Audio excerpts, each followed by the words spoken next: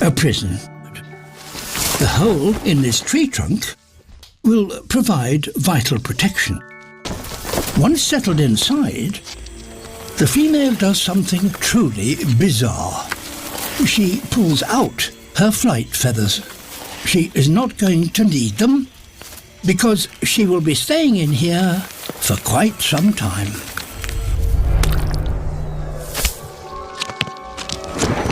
Now her partner brings her a beakful of mud, and she begins to seal herself in.